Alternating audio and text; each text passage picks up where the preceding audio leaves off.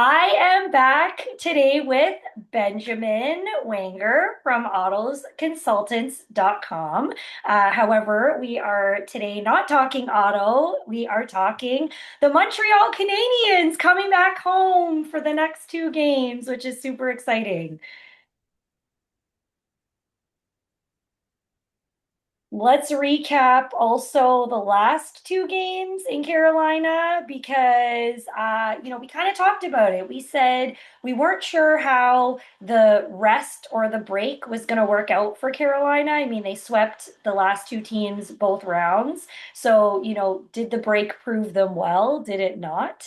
But yeah, what do you think, Ben? How do you feel about those last two games? So, I mean, it's the age-old question, rest or rust. So you can make an argument going both ways, saying, you know what, it's a long season plus Olympics this year. You earn the break by finishing off your opponent as quickly as possible. Carolina, I think it's difficult to argue with that their road to this point was a lot easier than the Montreal Canadiens' road to this point. They got to play the Ottawa Senators in the first round, which they swept, which I thought would be a tougher matchup. And then they got to play the Philadelphia Flyers in the next round, which Philadelphia really just happy to be there, a bit of an upset with the Pittsburgh Penguins. And so they won 8 games in a row. They're on to the next round. Habs had to play 14 games in the period that they played 8 games. So two much tougher series. Tampa Bay is one of the best teams over the last decade, as I keep talking about on this show. And we saw in game one, it was rust. It wasn't rest because they absolutely got destroyed. Basically, by the end of the first period, that game was done. And 6-2. I mean, at home too for them. at home, and so that's the difference is that they were off for a bit and they didn't come into play. And a few quick goals for the Montreal Canadiens. The first line, which there's been a lot of chatter in Montreal about the first line. I don't know if you're hearing that chatter in Toronto, the same thing, but Suzuki, Caulfield, and Slafkovský, the big three forwards for Montreal, they haven't been over the moon exceptional in the playoffs in terms of a production standpoint. So if you're just someone who looks at the stat sheet, which this time of year you can actually watch the game because there's only two series going on, but for the most part, the way I keep up to date and the way you keep up to date is really what's going on the stat sheets, and the stats tell a lot of the story. And for those guys, the stats haven't been incredible, but they were amazing in game one. Absolutely no knock against anybody on the team for game one, and we come out of that looking like $1 million.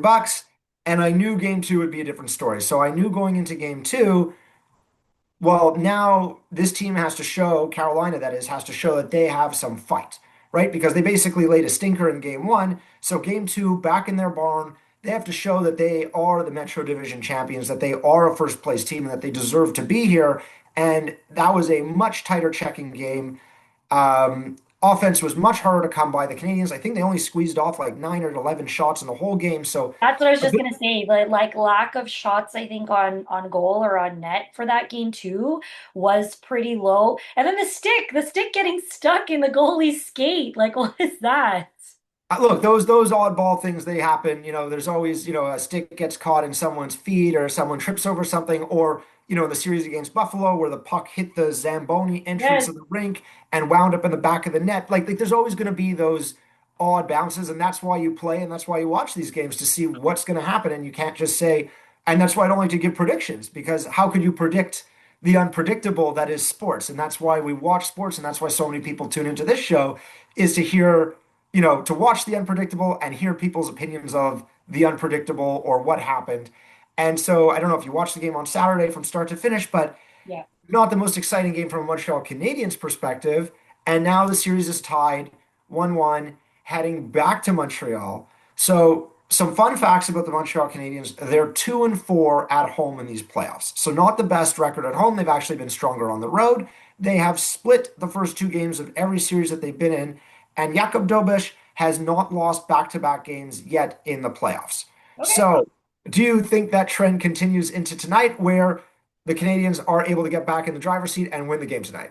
I'm calling it a bounce back. So, game two really didn't go our way for whatever reason. Like I said, there were less shots on goal for sure. Falling 3-2 in overtime too. I mean, the score wasn't as high as, the first few games that we had seen them play, especially on the road. I agree with you. And I said it in the Buffalo series too.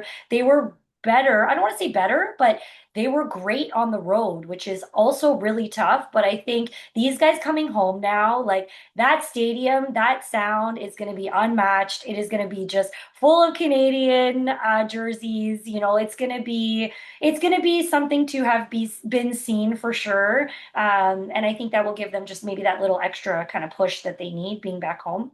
So I think we've talked about this in the past is the home ice disadvantage in Montreal. So sometimes the crowd is so loud and so rambunctious. And let's make an analogy here to football.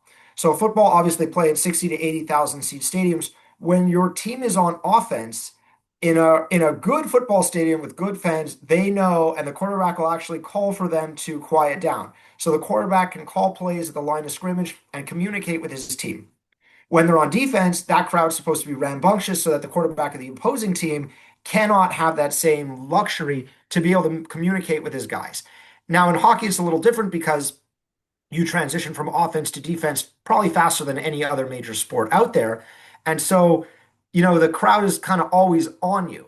And even Nick Suzuki, the captain of the team, made a comment about, the crowd being like really fired up. And does that amplify pressure on the home team? Does that pump up the road guys? Because, wow, listen to this barn. And you know what? There's nothing more fun than being the bad guy sometimes, right? And stealing the home ice And advantage you and love quieting the crowd. being the So, bad guy.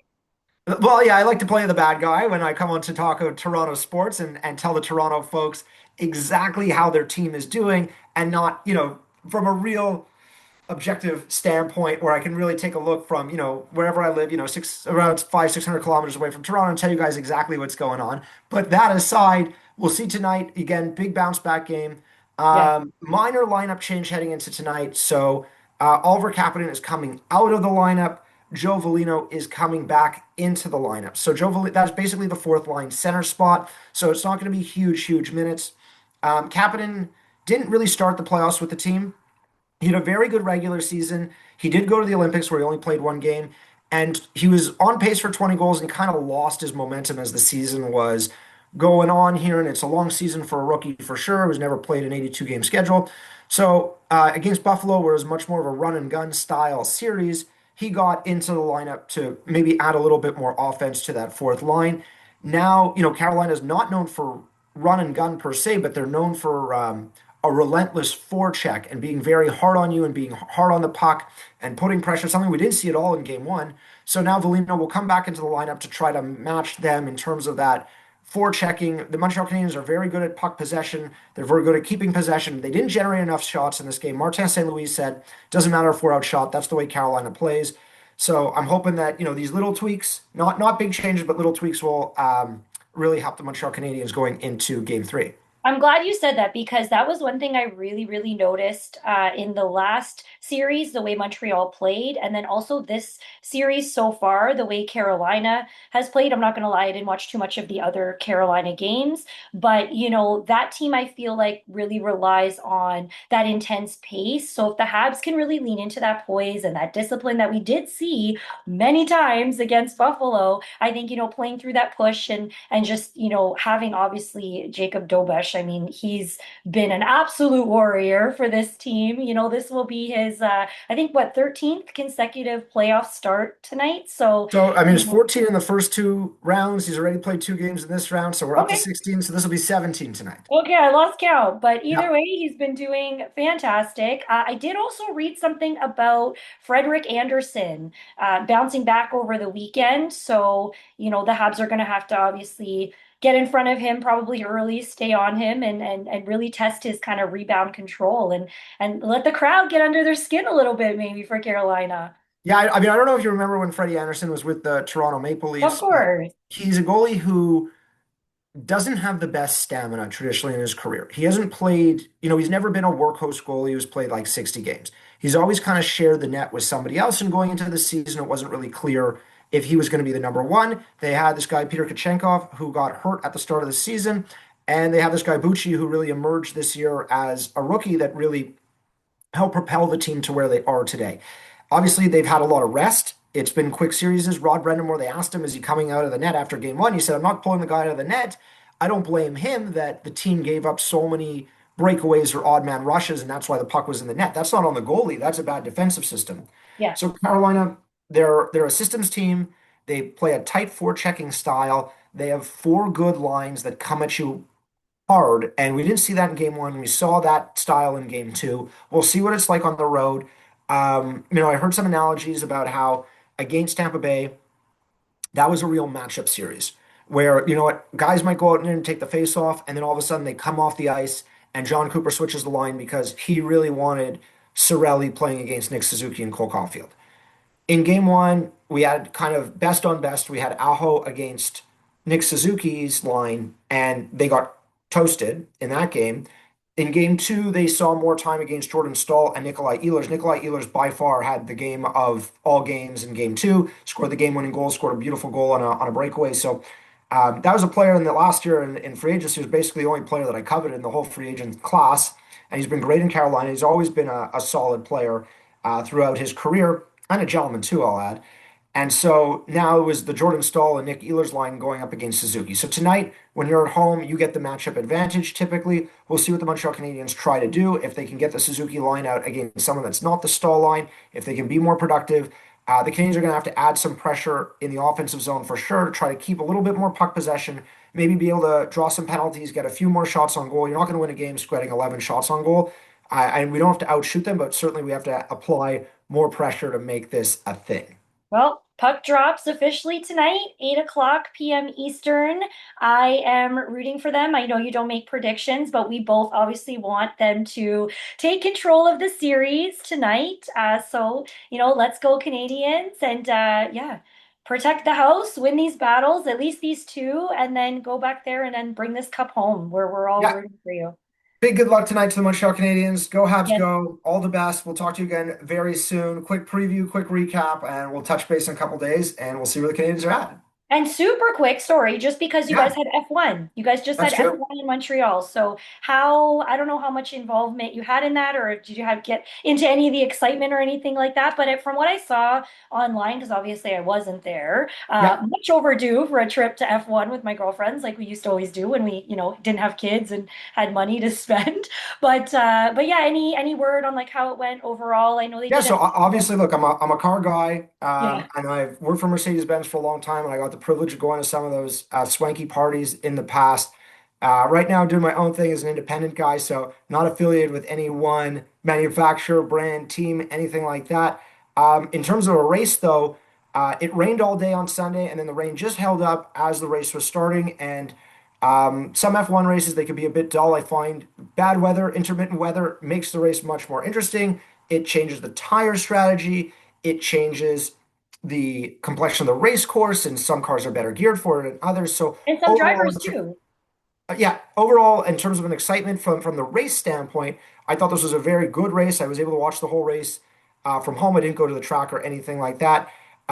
Kimi Antonelli with his, I think, fifth win already this season, so he's ripping up the leaderboard there. Lewis Hamilton, who historically has done very well in Montreal, he won the first race of his career in this city. He finished in second place, which is a big spot for Ferrari for sure. A bit of a drawback for Mercedes-Benz that they lost a car almost very early on in the race. So lose George Russell, not be able to get the double dip on the points for the team. But overall, Mercedes had a great weekend to win the race. Ferrari had a great weekend to come in second place. Kind of one, two, three with Red Bull there coming in third place. So overall, just a good race, an exciting race, which not all, some of the races could be honestly quite boring, which is one of the tough parts about watching F1 is, you might see one or two passes the whole race. We actually saw some good action on the track today. Always nice to see Montreal on the global scale like that. And I don't know if there's ever been an F1 weekend and a Montreal Canadiens playoff weekend within the same weekend. So, in terms of Montreal sports, I mean, this was kind of the mecca of all weekends for us here. Well, the best is yet to come because that cup is coming home. I know you don't make predictions, but like I said, we're all cheering for the Canadians. Go boys, go! And yeah, we'll be back to probably recap the last game and preview the next one. So take care, everyone, and yeah, let's go, guys. Ciao, Angie. Speak to you Thanks, soon. Ben. Always a pleasure. Take care.